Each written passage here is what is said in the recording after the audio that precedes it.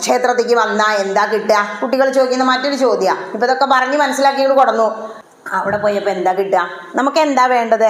നമുക്ക് സുഖം വേണം അല്ലേ? സുഖം കിട്ടണം. അതിനാണ് നമ്മളൊക്കെ ആഗ്രഹിക്കുന്നതും തേടിപ്പാഞ്ഞ് നടക്കുന്നതും. പിന്നെ അവസാനം സുഖം കിട്ടാറുണ്ടോ? സുഖത്തിനേക്കാൾ വലിയ ദുഃഖം അതിൻ്റെ പിന്നാലെ വരാറുണ്ട്. ഇവിടെ ക്ഷേത്രത്തിൽ വന്നാൽ കിട്ടുന്ന സുഖങ്ങളെ കുറിച്ച് മനസ്സിലാക്കുക. ക്ഷേത്രത്തിലേക്ക് നിങ്ങൾ ഇങ്ങോട്ട് കയറി വരുമ്പോൾ രാവിലെ എന്ത് കേൾക്കും? ഇവിടെ നിന്ന് ഇങ്ങനെ കേൾക്കുന്നുണ്ടാവും, ഓം കൗസല്യ സുപ്രജ രാമ പൂർവ സന്ധ്യ പ്രവർത്തതേല്യ. കൗസല്യയുടെ സുപ്രജയായ രാമ എഴുന്നേൽക്കൂ, സന്ധ്യ പൂർവ സന്ധ്യ എന്ന് പറഞ്ഞാൽ രാവിലത്തെ സന്ധ്യ എന്നാണ്. സന്ധ്യ പറഞ്ഞാൽ സന്ധിക്കുന്നതാ. രാത്രിയും പകലും സന്ധിക്കുന്നതാണ് രാവിലത്തെ സന്ധ്യ. ആ സമയത്ത് സന്ധ്യാവന്ദനം ചെയ്യണം.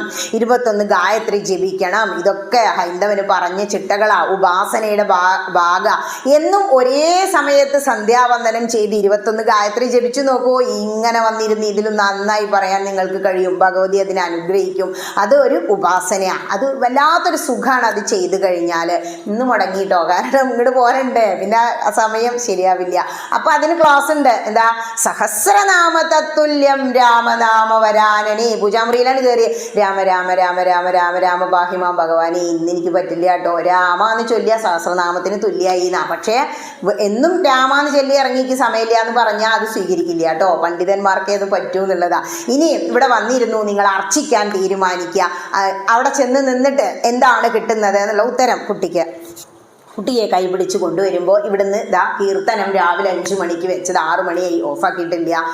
നമ്മുടെ ചെവികളെ, പഞ്ചേന്ദ്രിയങ്ങളെ ഉദ്ദീപിപ്പിക്കാൻ, പഞ്ചേന്ദ്രിയങ്ങളെ സുഖിപ്പിക്കാൻ ക്ഷേത്ര ദർശനത്തിന് കഴിയും. അങ്ങനെ മനസ്സിലാക്കണം.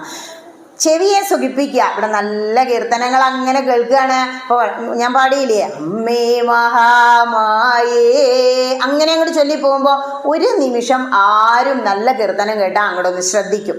അത് കഴിഞ്ഞാൽ ചെവിയെ സുഖിപ്പിച്ചു. അല്ലെങ്കിൽ തിരുമേനി മന്ത്രം ജപിക്കുന്നുണ്ടാവും. ചില തിരുമേനിമാർ ഉറക്കം മന്ത്രം ജപിക്കും. മനനേന ത്രായതേ ഇതി മന്ത്ര. മനനം ചെയ്യും തോറും നമ്മളെ ഉയർത്താൻ കഴിവുള്ളതാണ് മന്ത്രങ്ങൾ. അങ്ങനെ അവിടെ ചെന്ന് നിൽക്കുമ്പോൾ നമ്മൾ എന്താ ചെയ്യുക? ആദ്യം കണ്ണ് തുറന്ന് തൊഴും. പിന്നെ കണ്ണാണ്ട് അടയ്ക്കൂലേ? ഇതിൻ്റെ ഉള്ളിലാണ്. കണ്ണ് തുറന്ന് തൊഴണോ അടച്ചു തൊഴണോ? സംശയമല്ലേ? നമ്മൾ ആ വിഗ്രഹത്തെ അലങ്കരിച്ച് അങ്ങനെ പട്ട കൊടുപ്പിച്ച് ഇരുത്തിയിട്ടില്ലേ? ആ വിഗ്രഹത്തെ നല്ലോണം കാണണം. കണ്ട് തൊഴുത് ആ രൂപത്തെ മനസ്സിലേക്ക് ആവാഹിച്ചിട്ട് കണ്ണങ്ങട് അടയ്ക്കണം. കണ്ണിനെ സുഖിപ്പിച്ചോ. നല്ല കാഴ്ചയല്ലേ ഭഗവതിയുടെ രൂപം? എന്ത് രസമായിട്ടല്ലേ? ചുമന്ന പുഷ്പങ്ങളാ. ചിലർ പറയും രക്തപുഷ്പാഞ്ജലി. മനസ്സിലെന്താ? രക്താണെന്നാണോ? ചുമന്ന കുറി കിട്ടുമ്പോൾ രക്തവർണം, അതായത് ചുമന്ന പുഷ്പങ്ങളെ കൊണ്ട് അർച്ചന നടത്തുന്നതാണ് രക്തപുഷ്പാഞ്ജലി. ഇങ്ങനെ അലങ്കരിച്ചിരുത്തിയിരിക്കുന്ന ഭഗവതിയെ കാണുമ്പോൾ എന്ത് സുഖ. ഇപ്പോൾ വഴിയിൽ പോരുന്ന സമയത്ത്